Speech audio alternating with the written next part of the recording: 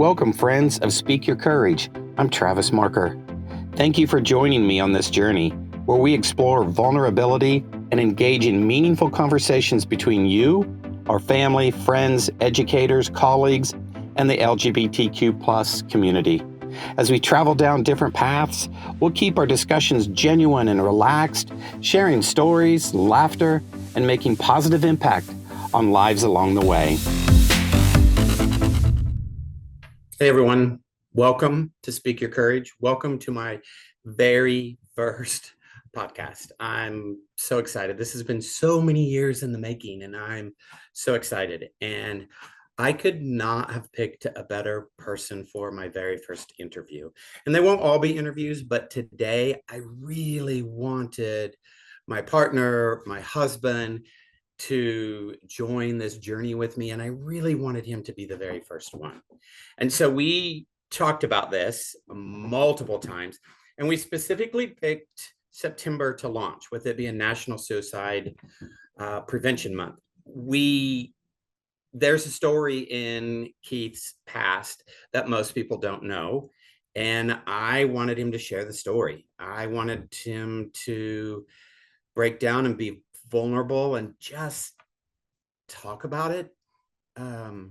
Maybe somebody else is listening. Maybe somebody else will talk about it. Maybe it's years and years ago. In Keith's world, it was years and years ago, but I want to make sure it doesn't weigh on his mind, and if he can kind of get it out and speak about it. And that's what today is all about. So I hope you enjoy this as much as I do. And I don't mean that in a, oh, wow, this is great. I mean, it's just a great, I don't even know how to say this, but Keith is a private person, and I don't know the entire story. And once we went through this and he told me the entire story, I was flabbergasted. I was like, there were pieces that I had no clue. So I hope that when you listen to this, you think of that as well. I hope that you will think of your own stories. I hope this helps you be vulnerable with somebody else. I hope this helps you maybe listen better. Maybe somebody's being vulnerable with you and you can take a moment and you can listen. All right, let's get into this because I think you're going to love it. Do you know when you actually, how old were you when you did come out? To limited people, like 23. I told my parents by 26. When you were 26? Mm-hmm. Like what year would that have been? 2006. When you told your parents? 2006, between 2006 2007. Is when you told your parents. Mm-hmm. Who did you tell first then? Who was the limit? My roommate. And like, because I was in the military still. A boy, a male, No, or female? Was she in the military? No. Just a little. Were you hooking up with her? No, she's my roommate. Yeah, she's my friend. Yeah. Do I know her? Nope. She's passed away. Oh, what did she pass away? Cancer. Oh, that's too bad. Mm-hmm. She, a long time ago. Your age? Mm-hmm. So she died of cancer young. Mm-hmm. That's too bad.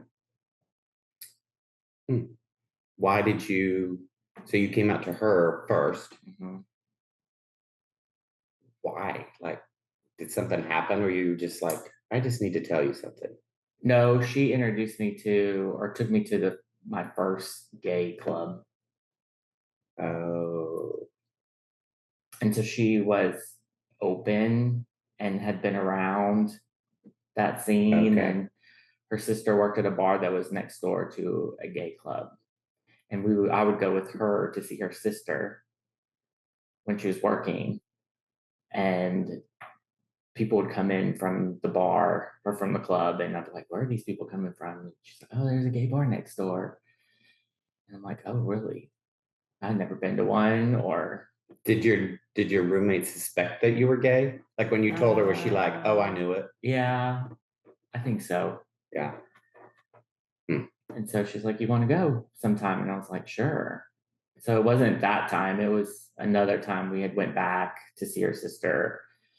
And she's like, So we just decided, hey, let's go over there. And then that's when I was like, oh my God, this is amazing. And I don't think I ever left there. I was there every weekend. What was the experience like for you between telling her? Wait, no, let me back up. When you did tell your parents, why did you decide to tell your parents? Um, well, I really hadn't decided to tell them. Oh, My sister kind of outed me. it's always the family. She got mad at me, and so she told my mom, and then so I had to then come forward and tell the parents, and of course, then my mom was like, "Oh, I knew all along, and I could tell when you were younger, and all this kind of stuff." So She had already told, though, your parents. So your mom and dad both knew. my mom, at least, I don't know if she told both of them, or I know she told my mom. Did your real dad and stepmom, did you tell them too at the same No, time? it would have been later. I don't The, even know exactly when I told them. It would have um, been down the road some. okay, so let's back up. You came out while you were in the military. Yes. So when I went into the military, I was still asked the question. I don't remember how it was worded, but it was something like, are you gay or are you a Yeah. homosexual? And you had to answer no. If you answered yes, then you didn't make it through. You didn't join the military. Did you have that It question? was, yes, there was the question, and it was still don't ask, don't tell. Oh, you were Um, don't ask, don't tell. and so they did ask during the processing in the very beginning, and of course say no and go through. You said no. Yeah, Did you but I know? didn't. I knew I was different You didn't and have a that I label on liked it. boys, but I didn't have like I wasn't considering myself as gay Okay. or homosexual. Um, I just knew that I was attracted to guys Yeah. and that there was something different. Um, and When you so, right before I left for basic training, I had my first kiss with a guy. so you weren't Only out yet, one. and you weren't No, out and I yet. wasn't out yet. And neither was he. It was a friend. And we just were at a friend's house, somebody else's house, and at a goodbye thing. And we slipped away and like kissed. And neither one, like, I didn't realize that he was gay or if he was or wasn't. And he didn't know if I was. So it Are was you friends really, with him today? no, Oh. no. Who initiated this kiss? Oh, I think he did. Hmm. Yeah. So you joined. So what year is this that you joined the military? 2000. So that was during Don't Ask, Don't Tell. So when I joined, it was pre Don't Ask, Don't Tell. Hence, if you answered the question yes, you were booted out. Well, you I don't, didn't. You didn't get in. Yeah, yeah, I don't really know what would happen if you said yes. I'm not. I don't know. I mean, That's I a future guess you, podcast. yeah, I don't know. I guess maybe they wouldn't let you in, and I don't know. Yeah, I we'll didn't know talk. anybody who did say yes. I think because it was just assumed at that point in time, you just didn't go in the military if you're gay. Did you know gay people, gay individuals in the military? When I was in the military, yes, You met them, yes, and then were you out at that time? yes. When I actually met and knew people that were in the military and that were gay, I was out to certain people. Because of the bar and the Yeah. friend and Like we okay. would run into each other at the bar. So we had to travel an hour from the base to the club, to the gay bar club. Mm-hmm. And so that's where everybody went that was in the military would go out there. And so we would run into each other. And What like you notice people from base and what was it like being okay? So we're in Don't Ask, Don't Tell. We're 2000, maybe. When did you get out of the military? 2006. So we're about halfway through the military when you came out. Mm-hmm. So 2003-ish, maybe in there, you come out. You're a gay man. You're in the military. Still not. Don't ask, don't tell. Still not really maybe supposed to be in the military. What was it like being in the military during those times? Oh yeah, it was scary because they would. There was all these stories about the I don't know what you call them, like the OSI or like the FBI of The the military. military, like Okay. would go to the bars undercover and try to find military Was it guys true? in action, like in doing something like making out with a guy or something and Okay. catch them, and then they would get in trouble. Was it true or were they just stories? I I don't know, but it was fear. Like So they put the fear we out there, but you yeah, never I saw it don't happen. know. Yeah, I didn't ever see anybody get like arrested or anything. Who would tell you that? Would the leaders in the military tell No, you? no, No. this is just amongst people that I knew. Okay. So did it ever get out that you were gay in the military? I'm sure people knew. But it Some never people knew, but some didn't. it I never didn't caused go an around issue. like broadcasting it. So Mm. it was a very weird time. So I was just discovering who like myself, being gay, what that meant, just now meeting and being around gay people, Hmm. um, and what all that was about, and having people to identify with, to having that piece. And then on top of that, the military job, which is a life in itself. Yeah. So it was kind of like living two different lives at the same time. So Hmm. here I was trying to figure out who I was and what it meant. And that had to stay a secret Hmm. and couldn't be a part of the military part of my life.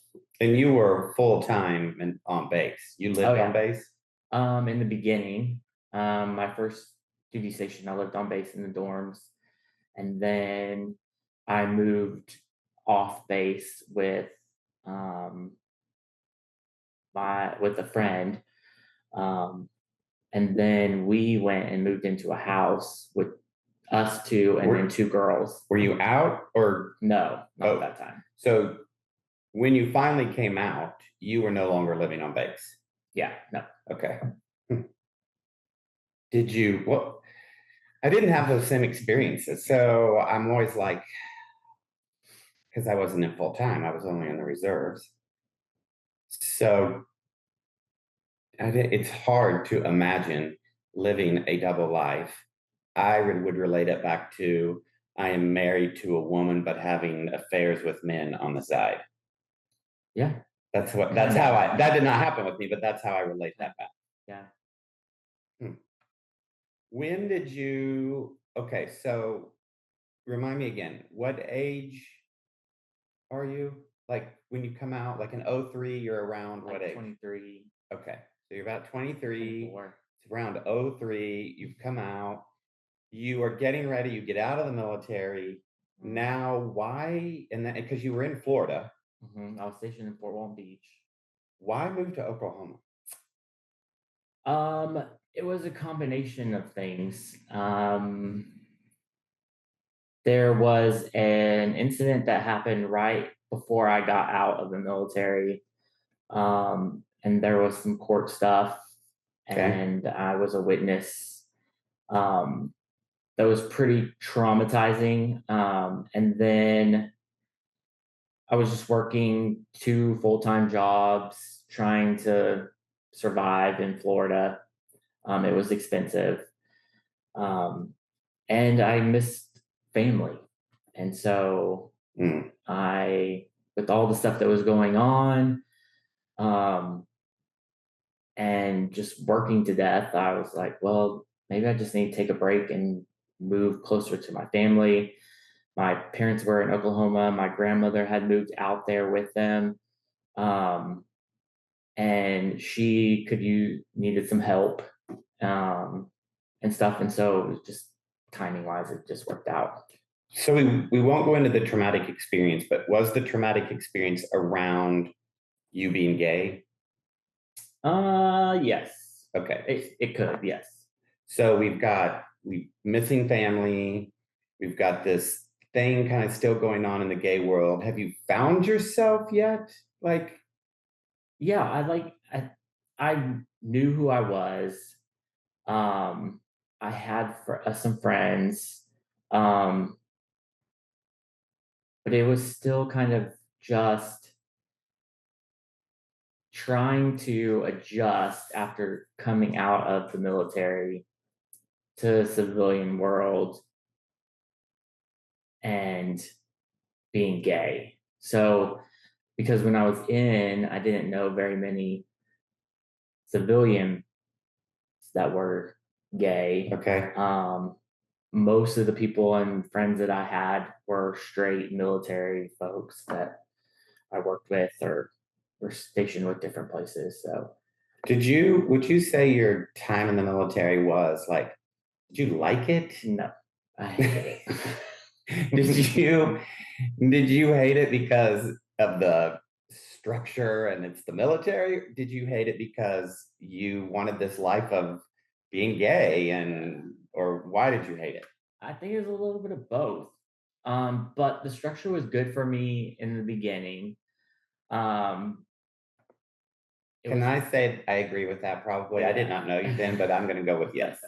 I was a bit of a wild child when I first went in. So structure was good for me. Um, but then it just gets to a point that your life is controlled by the military. Whatever they say goes. Whenever they tell you to do something, you do it. Um, and so that part of it becomes a bit much. Mm, Um, and also, here I was discovering myself and being different from everyone else that I was associated with, and knowing that that group or was not going to accept me for who I was. knowing that the military Military, was yeah, not going to accept you. yeah. So it just didn't make things very easy. It was very confusing, um, chaotic. It was, Mentally, yeah, physically. mentally. Okay. What about the family?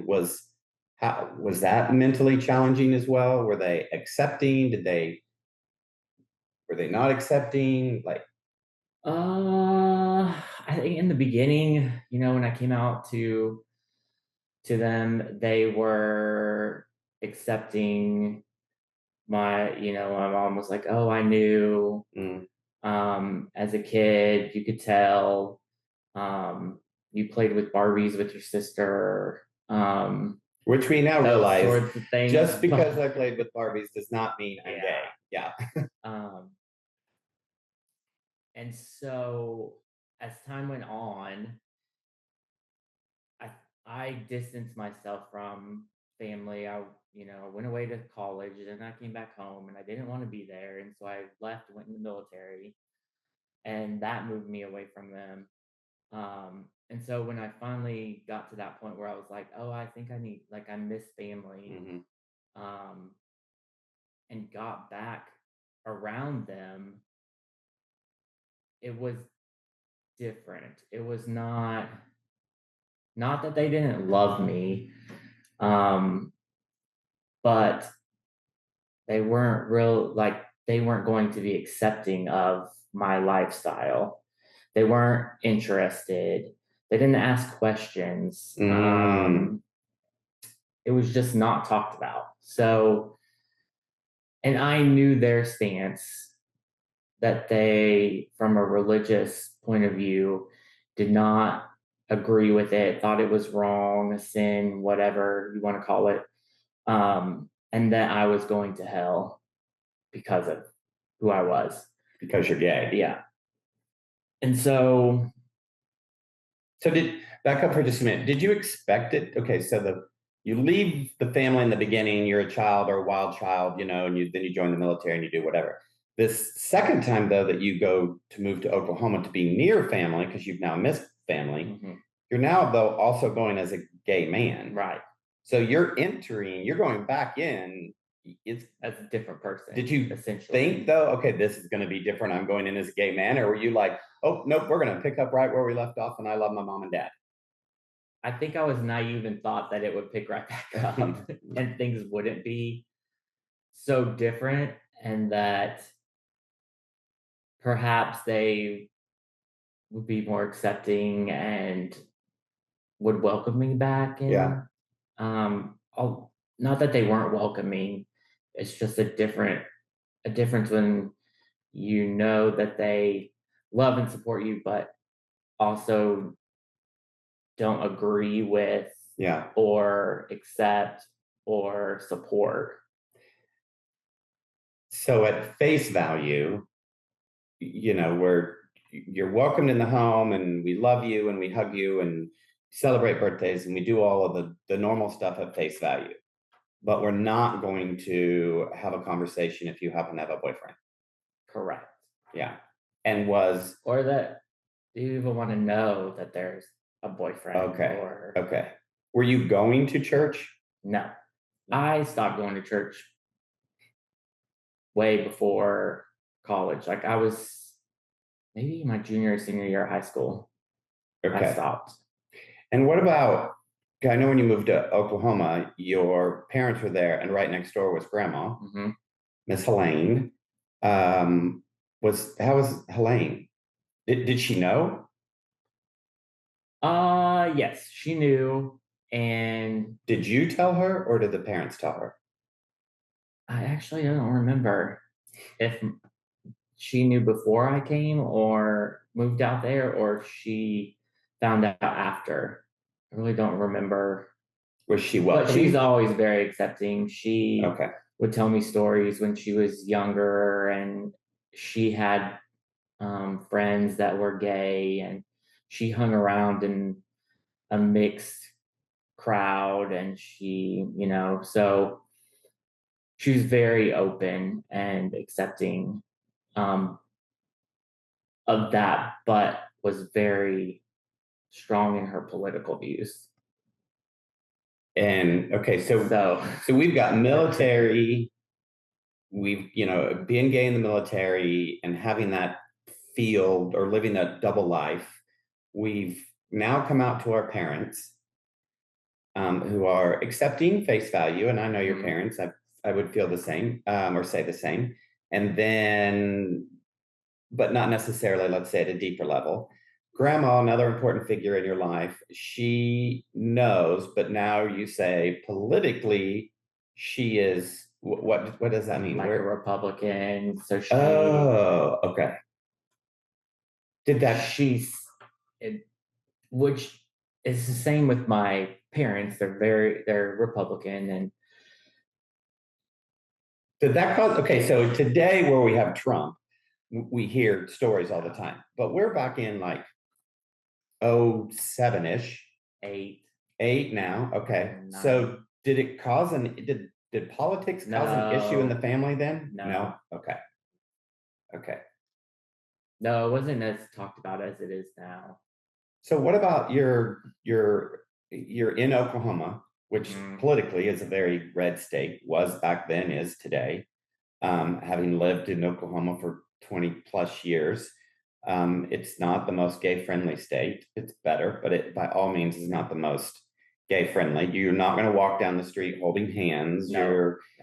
You're not, some people aren't out at work and so on and so forth. What was life like for you as a gay man in Oklahoma? Uh, I think I took 10 steps backwards Oh, from when I was in Florida. I went to Oklahoma, where I left Florida with friends and knew people that I could relate to that were in the community, okay. to which I guess I didn't really think it through or was too naive about it to realize. But I went to Oklahoma with no friends and not knowing anybody. And again, not telling anybody at work Okay. that I was gay. Like, not that you lead with that and just Sure. open up and tell people that, but it was still like living a secret again. Um, and so I went, and then of course the family doesn't support, like, talk about any of it or Right. give anything to support or anything.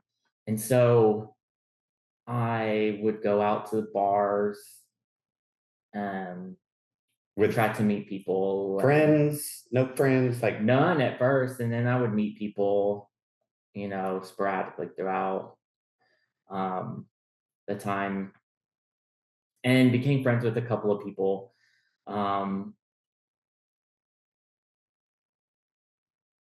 did but no, like, real solid relationships.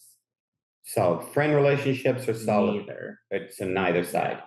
So that best friend or that person that you can talk to about whatever is Yeah. not there. What about did drugs or alcohol or sex was there? Did any of that like become the thing? I used alcohol, which started from the military. It's a culture of drinking, Hmm. and that's what you do. Um, and I soon realized that when I would have, those down times and get caught in my head, and that I could go and drink. And the more I drank, the less I thought about those things. Mm, Um, and so I started using it as kind of like a coping tool yeah. mechanism that I could get rid of some of those thoughts for a moment in time. Um, and Were so it just became a habit. Like, I just was constantly drinking and drinking too much, okay. to try to escape the things going on in my head inside. So it's not just drinking like, oh, I had a beer or whatever. No, it was a It's lot. Like, you're drinking a yeah. lot. So, and if you can hear the squeaking in the background, Oh, can hear the dogs. I can hear the dogs upstairs in their pen. So if you hear that, that is Archie. Welcome to Archie. Um, so if I sum all of this up, let me do it that way. We've got the military, which was not necessarily a good experience. You've started drinking. You really can't be gay there. You're living in Florida away from family. Family is important to you. So now we've moved to Oklahoma to be close to family. Of course, that took you away from any friend, puts you in a state where you are almost back in the closet. You're missing the gay friends. You're missing friends just in general. Yeah. You don't come back to a relationship with your parents like you thought you would. Um, so we've got between coming out, military, family, religion even plays a little part in there with your family as well.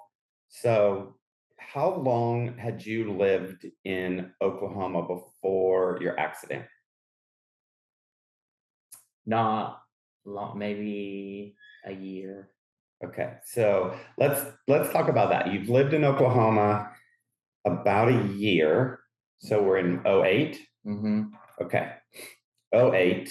And then for reference, we didn't meet until 10. The end of 10 is when we actually met.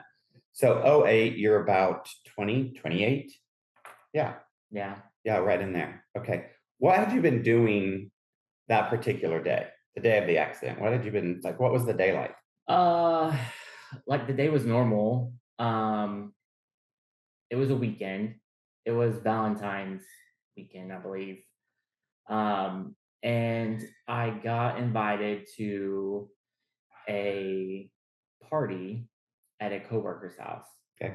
A new friend. And so went over there that night. And there was drinking involved. Um, and her friends came over, and it was all new people to me that I didn't know. Um, and it was a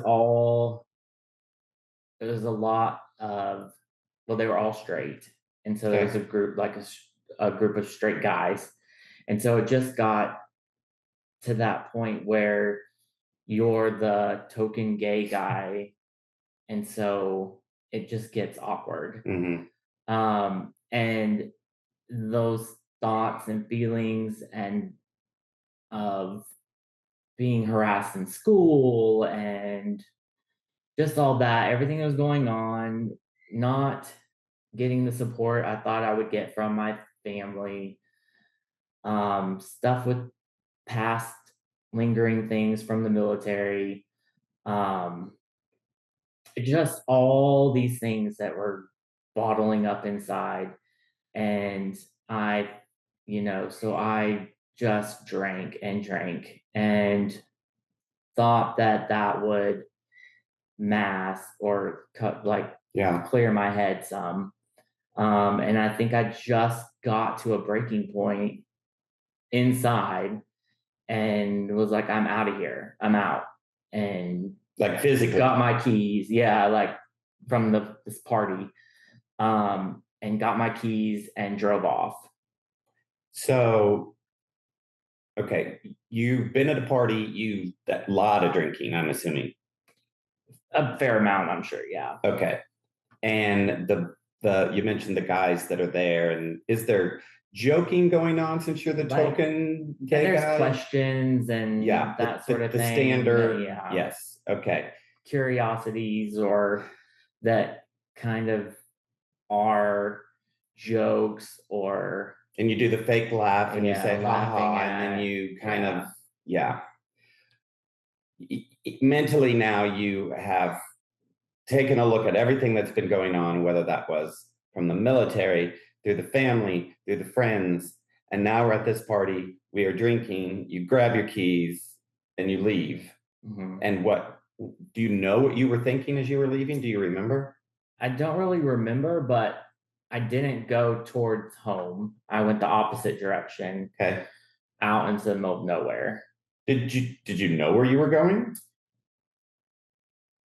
Or were you just I driving? think I just drove. Like, I wasn't, there was no set place that I was headed to.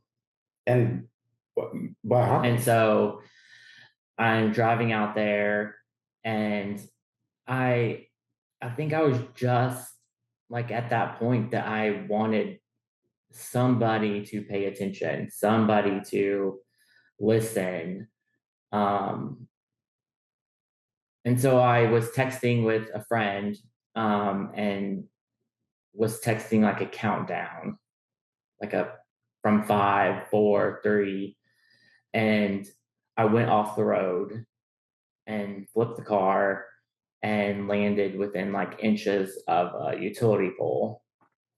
Um, Smashed the car. I had to crawl out of the driver's side window, um, and just laid there. And somebody that was passing by, stopped and called 911. Um, and so, not having thought about suicide or killing myself at any point Mm-hmm. thus before, I don't know that that's exactly what the thought process was. Mm-hmm. I think it was more a cry for help or attention, to get somebody to pay attention. Um, and so luckily, I didn't hit the pole or Yeah. kill myself, because it could have been a totally different outcome. Um, and so after the accident, um, talking with my mom, and she found out about the counting down, and she took it as a suicide attempt. Um, and they just did a 360 in their concern, and Okay. I'm so sorry we weren't there for you, let's talk, we do love you, we accept you, but so all those things were out of fear that I had done was Mm-hmm. trying to do something. and end my life. Do you think that, so I know you don't consider it a suicide because you had, the thoughts weren't there. What do you think the countdown was about? And I don't know. Like, did you intentionally wreck the vehicle, or do you know, or I did don't. Yeah, I you didn't don't know? know. So you don't know whether you Like intentionally, drove, like turned yeah, and ran, or like if it, went straight for that pole, or trying to hit the pole, and the car flipped instead of going, yeah. because there was an embankment, like a hill off the side of the road, that caused the car to flip. Um, Do you remember the accident?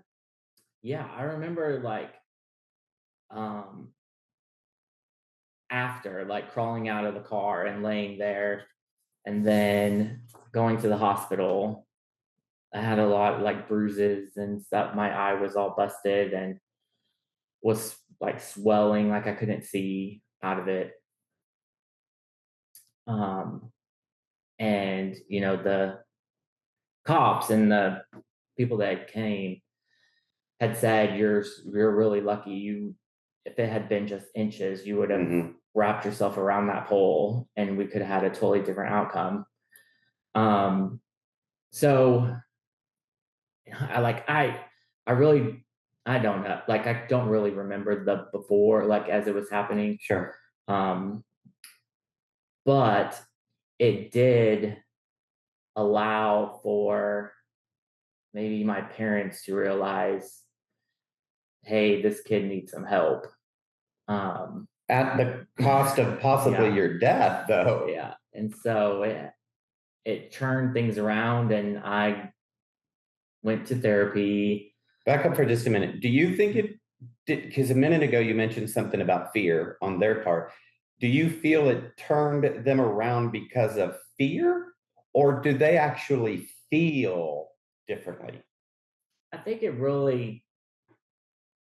made them stop and think and reflect, like, oh, we haven't been very supportive. We Okay. haven't been curious or ask questions, or when I was feeling down or out or what, it's like they're reaching out and comforting or figuring out what's wrong. Um, so Beliefs I think are it helped them. beliefs are hard to change. And if their beliefs are you're going Yeah. to hell, as you said, like do they still feel Which after? I think that as time has gone on, we're back to Okay. beliefs and politics having taken back over. So the beliefs And probably did not change, no, but maybe out of fear and concern for our son, we realize we need to be there, we need to yes, talk, or but on the inside, I those am things probably haven't still the same changed. Yeah. person. And a double-edged sword. Thank God then that thank God one, you missed the poll and everything else.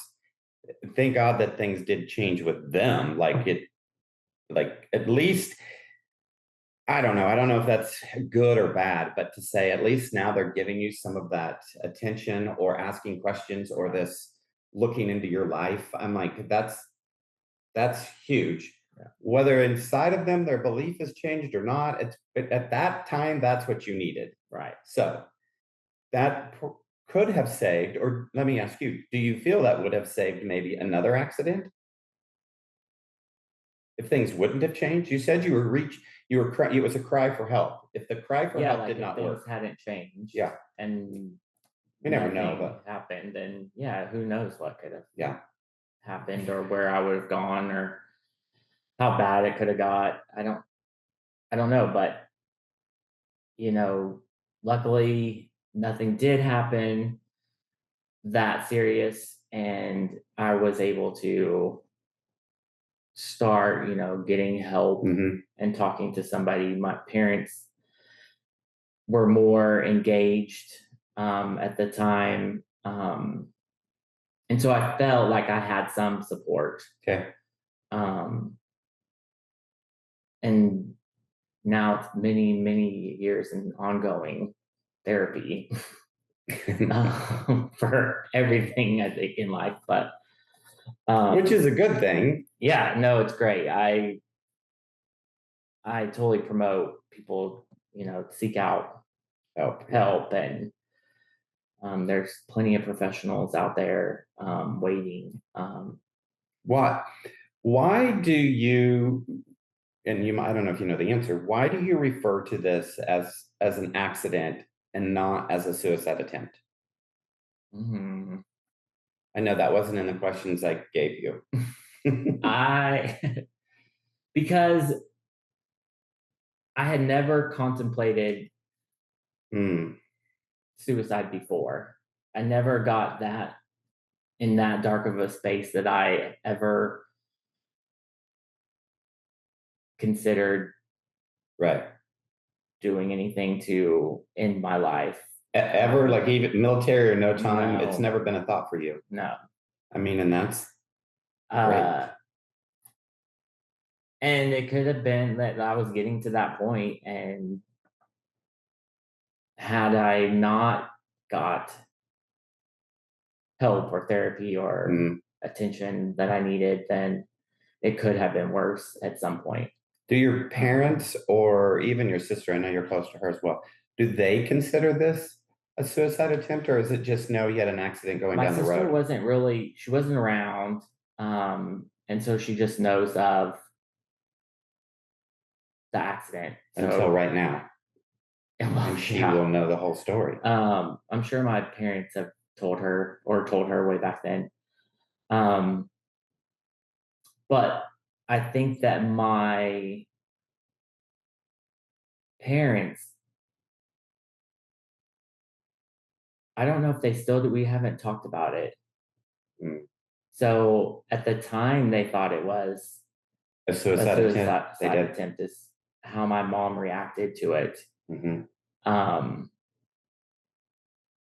but I guess I've never taken that side of it, and just Yeah, because I hadn't had those thoughts before, that it was more of an attention seeking, like, hey, look at me, I need something. yeah.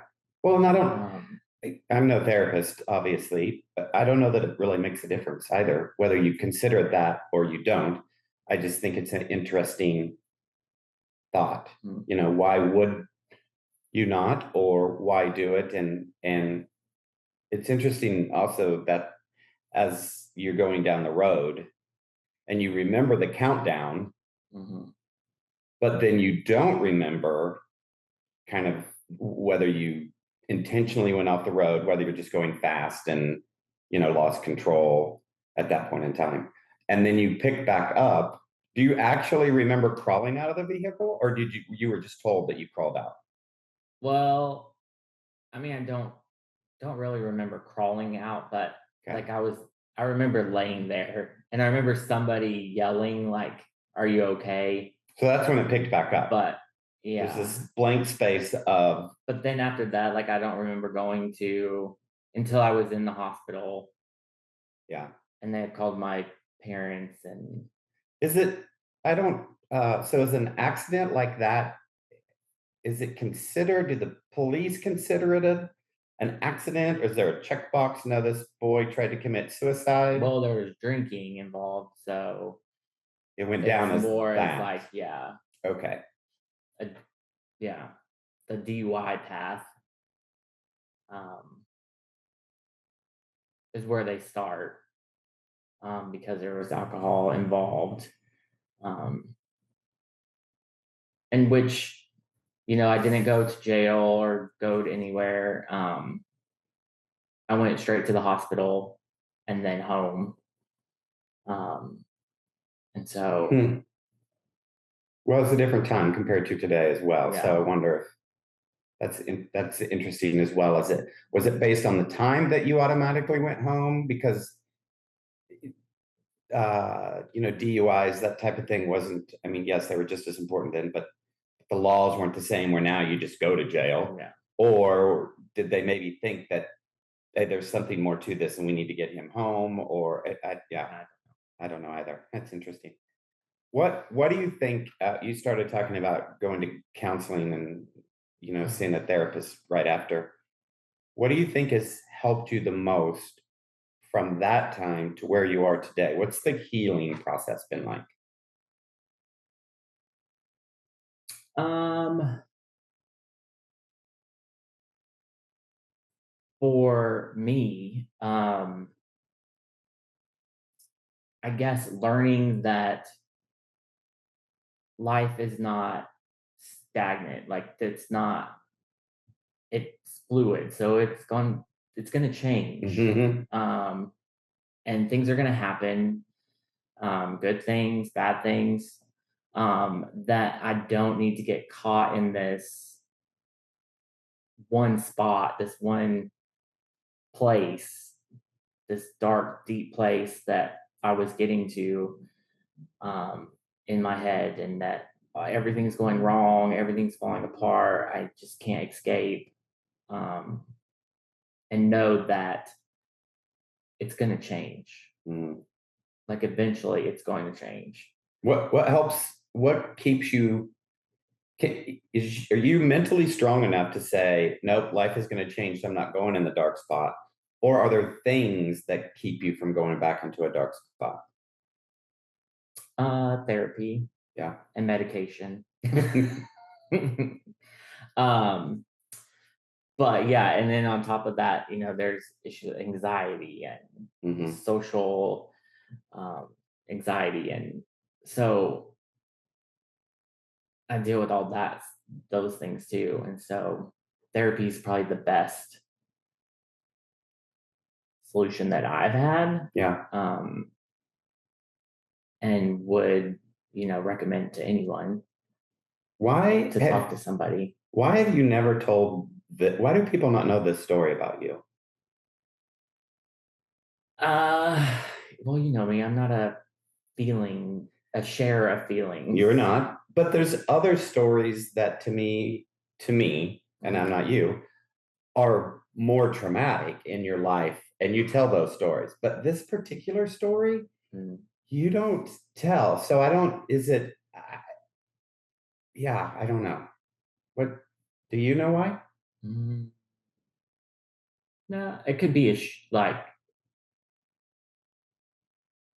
ashamed or Mm,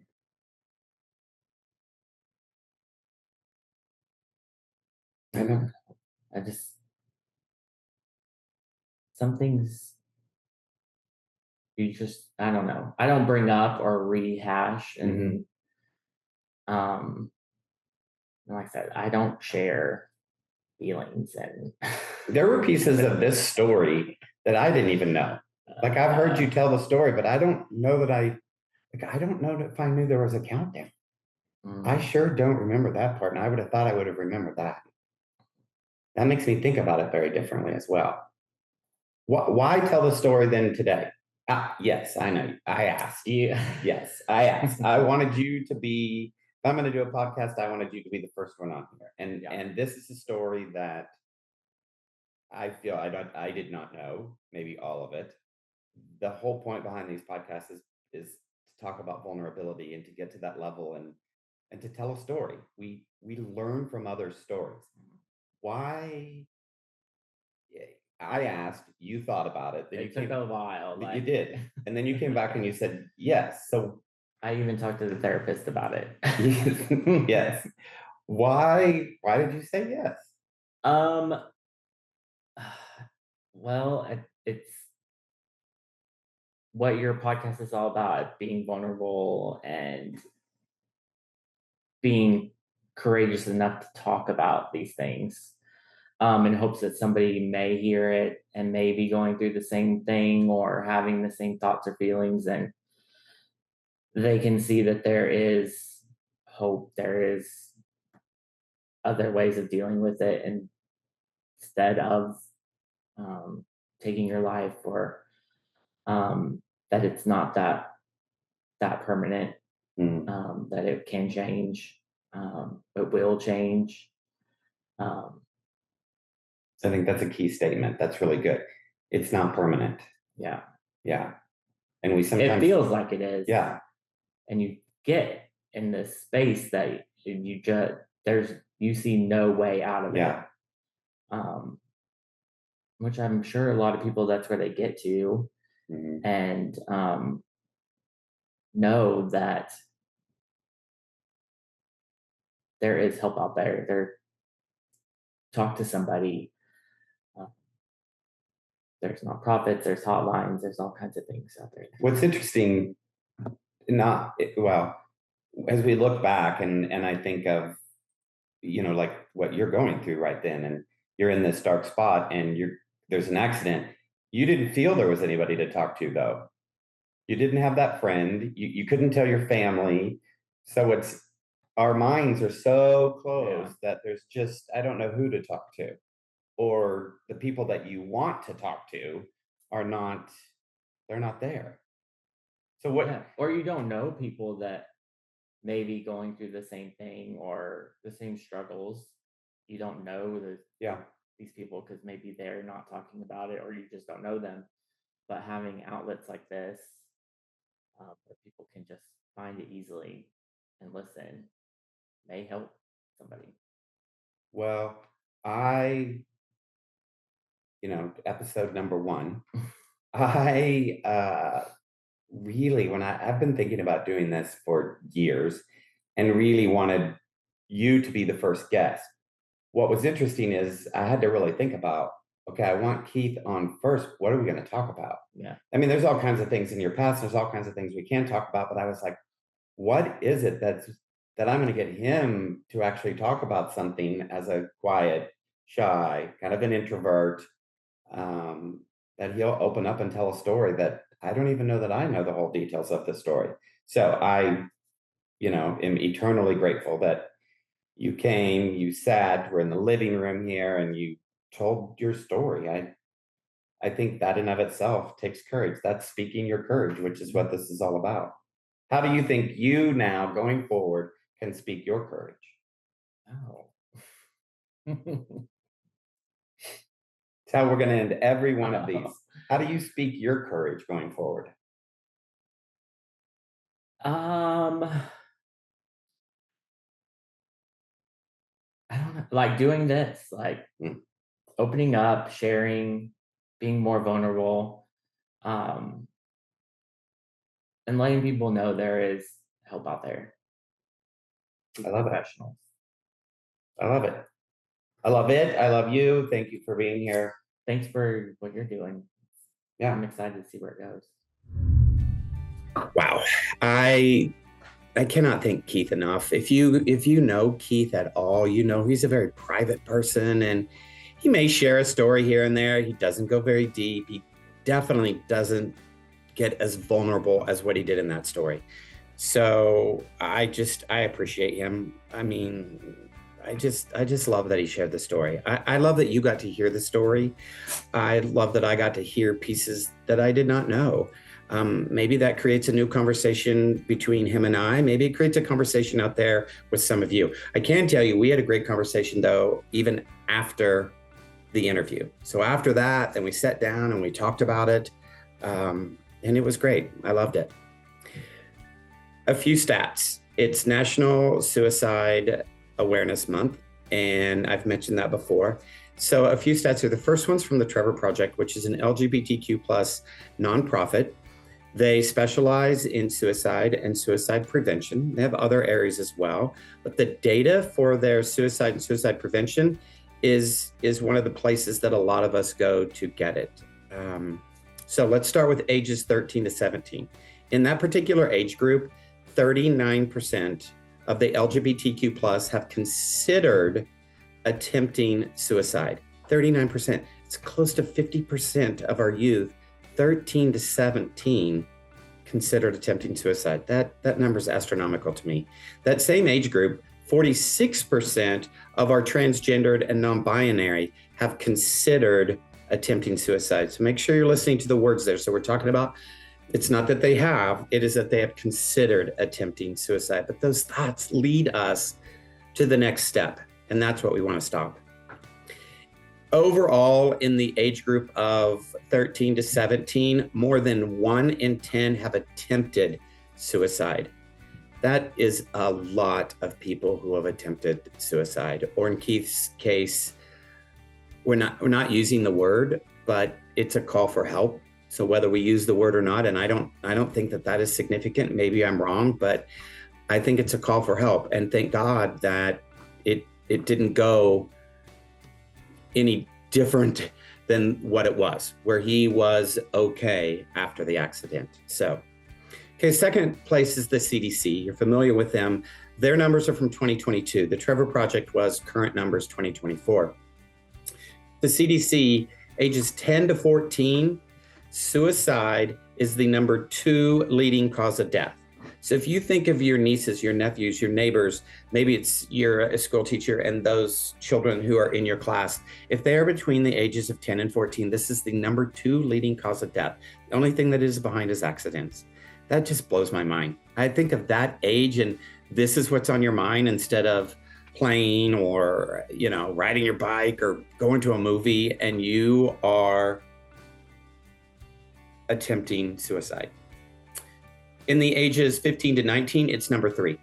It is behind accidents and homicide. So it goes down barely as we really get into those teenage years of 15 to 19.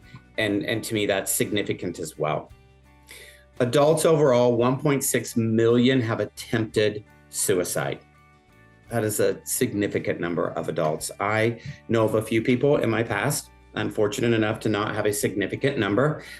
We do have family members, and then we do have a few friends who have taken their lives, and it's horrible, as I'm sure all of you know as well. Okay, thank you, first and foremost, for watching the very first podcast, for letting me stumble around on my words.